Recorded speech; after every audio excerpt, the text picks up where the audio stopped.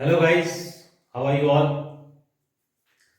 तो चलिए आज हम चर्चा करने जा रहे हैं पैसिव वॉइस पर। अब तक जो टेंसेस हमने पढ़े हैं वो सब कहलाते हैं एक्टिव वॉइस। ठीक है, तो अब एक्टिव वॉइस क्या है और पैसिव वॉइस क्या होता है। वो देखिए, किसी भी बात को बोलने के दो तरीके होते हैं। अब मैं एक सेंटेंस बोल रहा हूं, मैं उनको पढ़ाता हूं। इसी बात को मैं दूसरे तरीके से बोलूंगा, उनको मेरे द्वारा पढ़ाया जाता है। तो जो मैं उनको पढ़ाता हूं, कौन पढ़ाता है? मैं। सब्जेक्ट से स्टार्ट हो रहा है, इसको हम बोलते हैं एक्टिव वॉइस। मैं उनको पढ़ाता हूं। अब आप देखिए, ये जो उनको है ये ऑब्जेक्ट है यहां पर। किसको? उनको। ये आप अगर मेरा पहला वीडियो देखेंगे तो आपको बेसिक चीज सब्जेक्ट ऑब्जेक्ट पता चल जाएगी। अब हम इसी का पैसिव वॉइस बना रहे हैं। क्या? उनको मेरे द्वारा पढ़ाया जाता है। सेम टू सेम बात को हम इस तरीके से बोल रहे हैं। ठीक है, अब हमने ये सेंटेंस कहां से स्टार्ट किया? किसको पढ़ाया जाता है? उनको। मतलब इस ऑब्जेक्ट से हमने स्टार्ट कर दिया। ये जो ऑब्जेक्ट हमने यहां पर जिसको प्रायोरिटी नहीं दी थी, पैसिव वॉइस में हमको ऑब्जेक्ट को प्रायोरिटी देना पड़ी है। ठीक है, मेरे द्वारा पढ़ाया जाता है। अब यहां जो सब्जेक्ट था, पढ़ाने वाला कौन था? मैं। तो मैं यहां पर क्या सेकेंडरी हो गया। जब सब्जेक्ट फर्स्ट रहता है, ऑब्जेक्ट सेकेंडरी हो जाता है, तब हम एक्टिव वॉइस बोलते हैं। और जब ऑब्जेक्ट हेडेड सेंटेंस होता है, जब ऑब्जेक्ट को प्रायोरिटी देकर सब्जेक्ट को सेकेंडरी कर दिया जाता है, तब उस सेंटेंस को हम पैसिव वॉइस कहते हैं। तो एक्टिव और पैसिव में डिफरेंस आप समझ गए? चलिए, बहुत अच्छी बात है। अब आप देखिए, मैंने यहां सेंटेंस हिंदी में लिखा है। एक्टिव और पैसिव में एक थोड़ा सा चेंज करना होता है जब एक्टिव से पैसिव में हम आते हैं।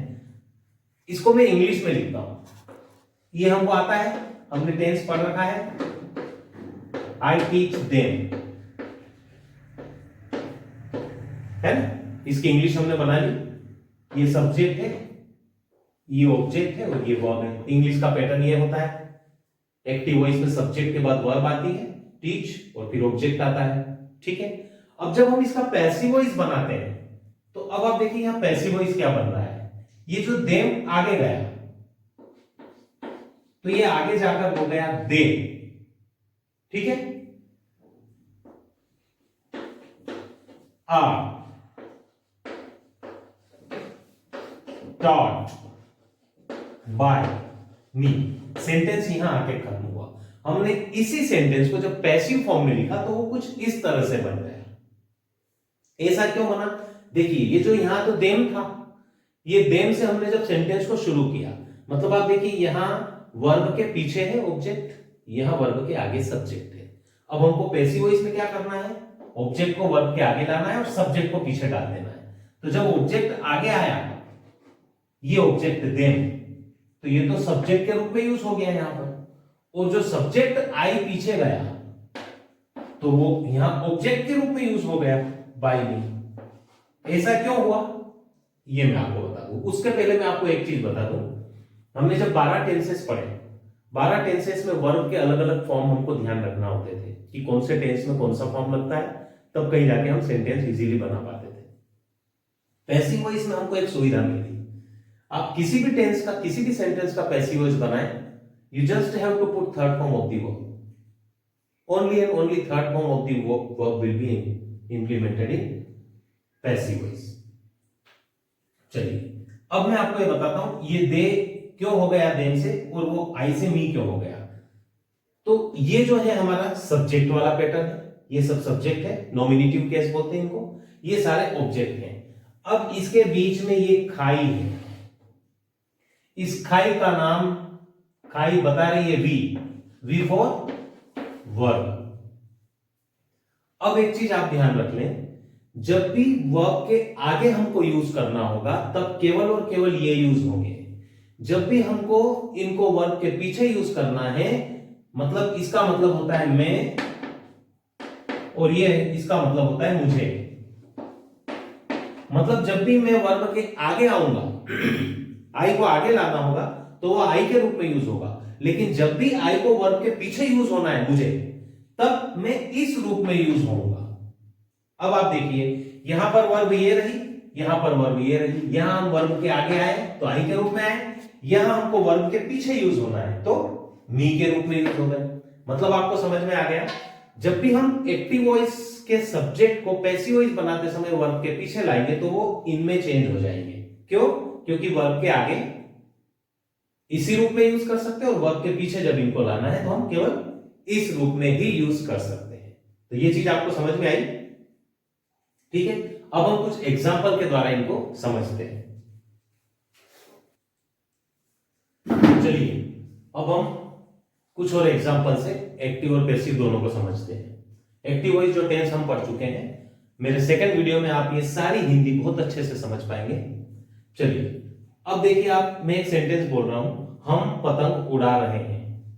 कौन? ये सब्जेक्ट हो गया, ये वर्ब है और ये ऑब्जेक्ट। ठीक, अब पैसिव वॉइस क्या बन रहा है? जैसा एक्टिव वॉइस है वैसा ही पैसिव वॉइस। आई मीन अगर सकारात्मक एक्टिव वॉइस है तो सकारात्मक पैसिव वॉइस। आपको कहा जाता है इसको पैसिव वॉइस में चेंज करें तो सकारात्मक ही होगा।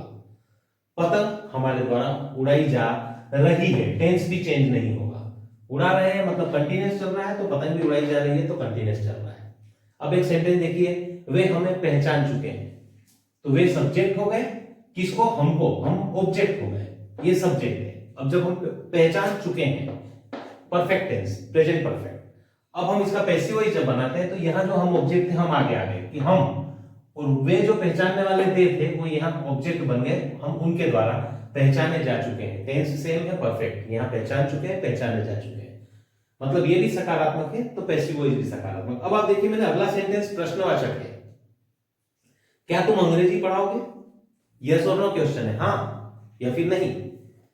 तो यस और नो क्वेश्चन है, तो अगर यस और no question, active voice yes और नो क्वेश्चन है, तो पैसिव वॉइस भी यस और नो क्वेश्चन ही होगा। कोई चेंज नहीं आएगा, ना तो टेंस का चेंज आएगा, ना ही उसमें सेंटेंस का चेंज आएगा, केवल उसका पैटर्न चेंज होता है। तो क्या तुम अंग्रेजी पढ़ाओगे? पैसिव वॉइस बनेगा, क्या अंग्रेजी तुम्हारे द्वारा पढ़ाई जाएगी? हाँ, देखिए ये भी यस और नो क्वेश्चन रहा।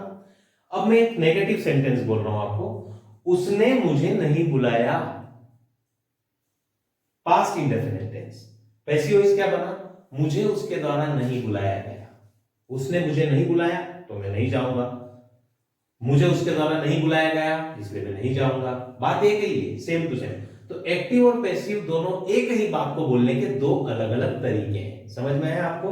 लेकिन जब हम एक्टिव से पैसिव बना रहे हो या पैसिव से एक्टिव बना रहे हो तो सेंटेंस चेंज नहीं करना, सकारात्मक सकारात्मक रहेगा, नकारात्मक नकारात्मक। ठीक है, चलिए अब मैं आपको इसके अलावा आगे बताता हूं।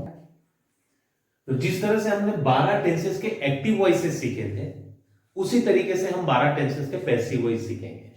और मैंने आपको बिल्कुल आसान तरीके से जिस तरह से 12 टेंसेस की थीम को याद रखना बताया था दूसरे वीडियो में, हम बिल्कुल उसी प्रकार से पैसिव वॉइस के पूरे 12 स्ट्रक्चर को केवल एक बार में बनाना सीखेंगे। ठीक है, तो साथियों मैं आपको ये पूरा चार्ट व्यवस्थित आपको पैसिव वॉइस अपने नेक्स्ट वीडियो में बता रहा हूं। आप बिल्कुल मेरे अगले वीडियो के लिए तैयार रहें। ये जो बेसिक्स मैंने आपको अभी बताए हैं इसको 2 बार रिवाइज करके आप देख लें, उसके बाद पैसिव वॉइस आपको विद इन 1 गो एक ही वीडियो में पूरे पैसिव वॉइसेस आप सीख जाएंगे। ठीक है साथियों, तो आप अगले वीडियो के लिए बिल्कुल रेडी रहें, इस वीडियो को देखें, मेरे चैनल को जरूर सब्सक्राइब करें, लाइक करें और शेयर करते रहें, आगे बढ़ते रहें। Thank you, have a nice